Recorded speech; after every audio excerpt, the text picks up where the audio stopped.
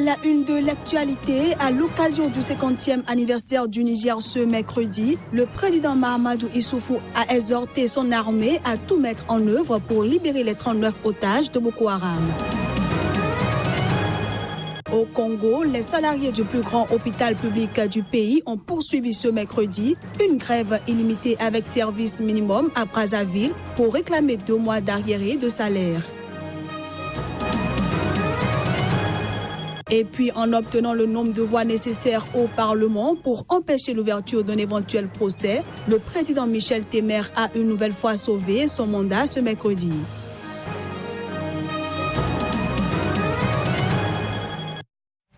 Voilà pour le sommaire de cette édition. Mesdames, Messieurs, bonjour et bienvenue. On démarre par la Guinée où des dizaines de milliers de partisans de l'opposition ont manifesté ce mercredi à Conakry pour exiger du président Alpha Condé le respect d'accords politiques prévoyant notamment la tenue d'élections locales sans cesse repoussées. Reportage. Ils ont été des dizaines de milliers de personnes, les Guinéens, sous la conduite des responsables de l'opposition à battre le macadam pour exiger du président Alpha Condé le respect d'accords politiques prévoyant notamment la tenue d'élections locales sans cesse repoussées. Par le sang, nos cieux, nous sommes fin prêts à arrêter cette machine dictatoriale de Alpha Condé. En tête du cortège ayant sillonné la capitale du pays, le chef de file de l'opposition, Cellou Dalein Diallo. Nous n'accepterons plus la fraude électorale. Il a volé deux mandats. En 2010, il a volé vos suffrages pour se faire proclamer président de la République. En 2015, il n'a pas organisé d'élection, il a fait une mascarade, ce qu'il a appelé un coup KO. En 2020, il faut qu'il parte. Le peuple de Guinée n'acceptera plus d'être volé. Des élections locales, les premières depuis 2005, auraient dû se tenir en février en vertu de l'accord conclu en octobre dans le cadre du dialogue politique national entre le pouvoir, l'opposition, la société civile et les partenaires internationaux de la Guinée. Mais aucune date à ce jour n'a encore été fixée pour ce scrutin. Je l'annonçais en titre, 33 femmes et 6 garçons sont toujours aux mains du groupe djihadiste Boko Haram dans un village du sud-est du Niger. Le président Mahamadou Issoufou a ce mercredi soir exhorté son armée à tout mettre en œuvre pour libérer ces 39 personnes. 39 femmes et enfants ont été enlevés par Boko Haram le 2 juillet dernier à Ngalewa, au sud-est du Niger. La semaine passée, des organisations féminines nigériennes basées à Ngimi, situées dans la région de Difa, ont appelé Niamey à s'engager davantage en faveur de leur libération. Elles décriaient alors le faible niveau d'engagement des autorités. Le gouvernement avait assuré que les forces de défense et de sécurité étaient activement engagées dans la recherche des personnes enlevées et qu'il ne ménagera aucun effort pour assurer le succès de cette opération. Selon une source sécuritaire, les recherches sont concentrées dans les zones marécageuses du lac Tchad, situées à cheval entre le Niger, le Tchad et le Nigeria. Des zones difficiles d'accès où Boko Haram a déjà commis de nombreuses attaques meurtrières. Mercredi, le chef de l'État Issoufou Mahamadou a demandé aux forces de défense et de sécurité de tout mettre en œuvre en vue de créer les conditions de leur libération et de leur retour dans leurs foyers respectifs. C'était à l'occasion du 57e anniversaire de l'indépendance du Niger. Le président a assuré que le regain d'attentats suicides observés ces derniers temps n'est qu'un signe d'agonie et de désespoir de Boko Haram. L'Égypte a reçu ce mercredi la visite du ministre algérien des Affaires étrangères, Abdelkader Messael. Ce dernier a rencontré son homologue égyptien, Sameh Choukri, avec qui il s'est entretenu sur la coopération bilatérale et les voies et moyens de consolidation du partenariat dans différents domaines.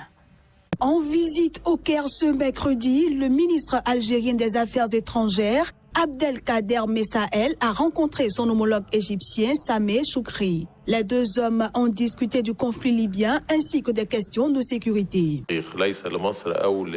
L'Égypte et l'Algérie n'ont aucune ambition en Libye. Notre seul objectif est que les Libyens puissent parvenir à la stabilité et qu'ils soient capables d'utiliser pleinement leurs capacités.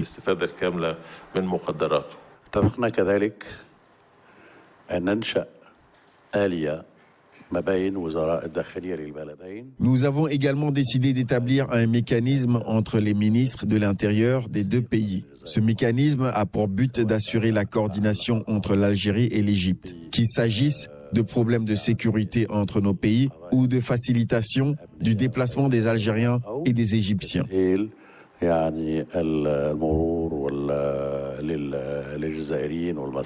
Au cours de leurs échanges, les deux hommes ont passé en revue les derniers développements dans la région arabe, particulièrement en Libye, en Syrie et au Yémen, et la coordination des efforts en matière de lutte contre le terrorisme et l'extrémisme violent. La rencontre a également permis de réaffirmer l'importance de la coordination entre les deux pays en vue de relancer le processus de réforme de la Ligue arabe et de consolider l'Union africaine. Ce journal se poursuit au Cameroun. Les obsèques de l'évêque de Bafia, Monseigneur Bala, ont eu lieu ce mercredi et ce, plus de 2 mois après son mystérieux décès. À cette occasion, des membres du clergé camerounais ont de nouveau contesté la version officielle d'une mort probablement par noyade. En effet, après l'ouverture d'une enquête judiciaire pour mort suspecte, le procureur de la République avait estimé le 4 juillet dernier que la noyade est la cause la plus probable du décès de l'évêque. La dépouille de Monseigneur Bala, 58 ans, a été exposée à la cathédrale Notre-Dame des Victoires de Yaoundé. Il sera inhumé ce jeudi à Bafia où il officiait comme évêque. Pendant ce temps, au Congo-Brazzaville, les salariés du plus grand hôpital public du pays ont poursuivi ce mercredi une grève illimitée avec service minimum à Brazzaville. Les grévistes réclament 2 mois d'arriérés de salaire.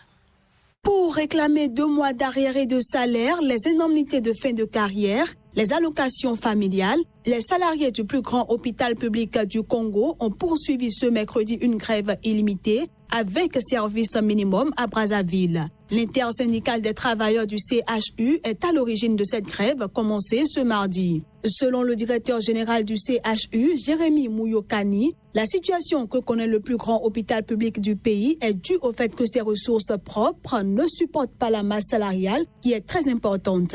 Il estime que le pays connaît aussi une crise économique. Établissement public de 700 lits, opérationnel depuis 1987, le CHU de Brazzaville fait face à des dysfonctionnements épinglés en juillet dernier dans un rapport du cabinet d'audit de conseil et de gestion. Et selon cette étude, plus de 90% de la subvention trimestrielle, estimée à 1,5 milliard de francs CFA, soit plus de 2,2 millions d'euros, accordée par l'État était consacrée à des dépenses contre-productives.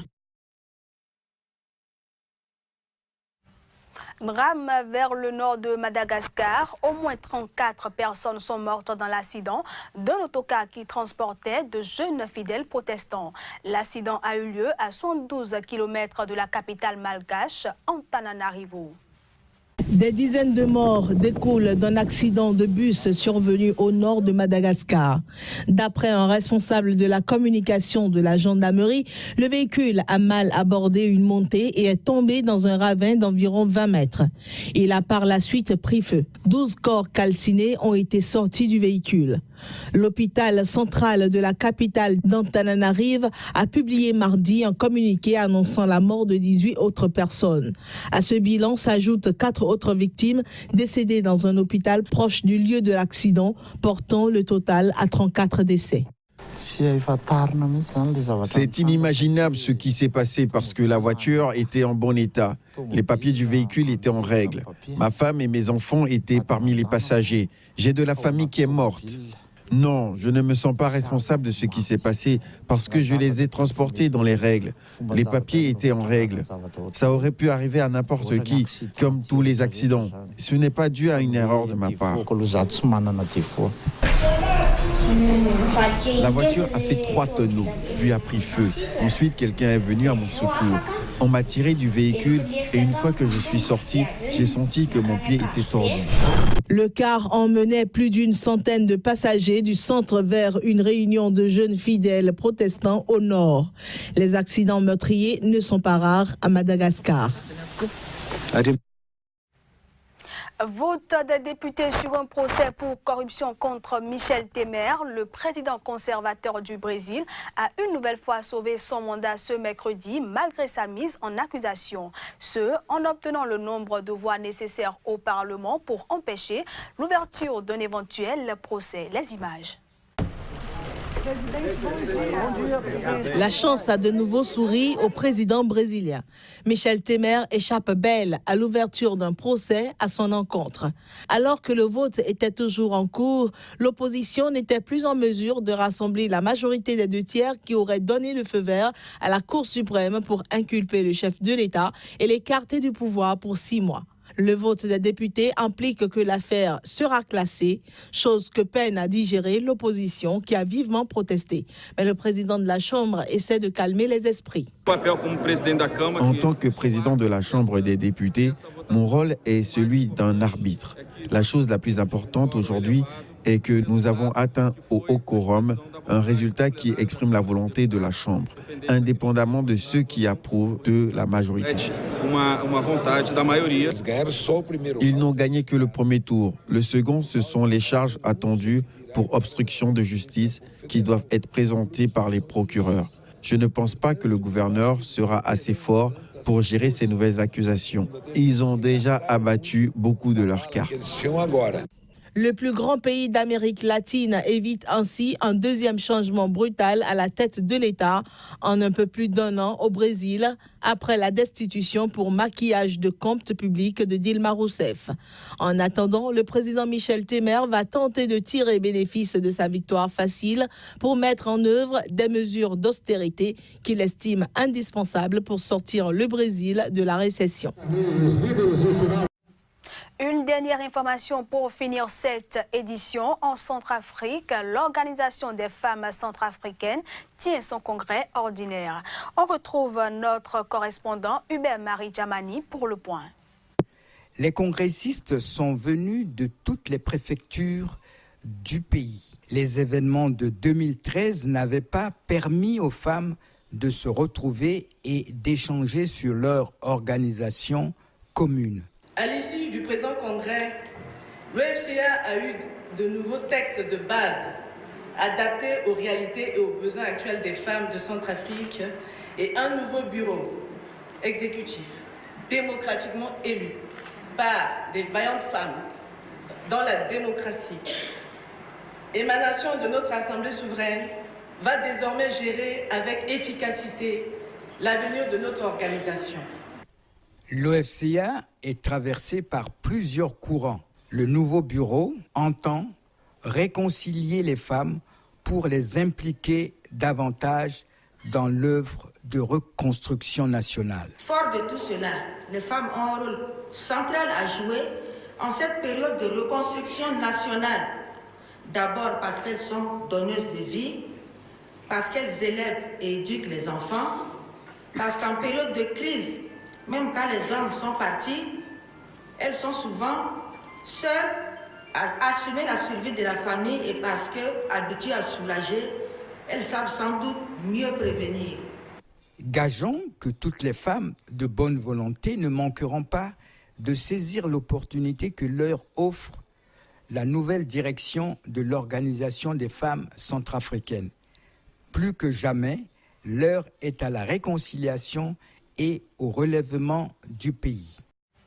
Et c'est sur ce congrès ordinaire de l'Organisation des femmes centrafricaines que prend fin cette édition, que je vous remercie d'avoir suivi. À bientôt.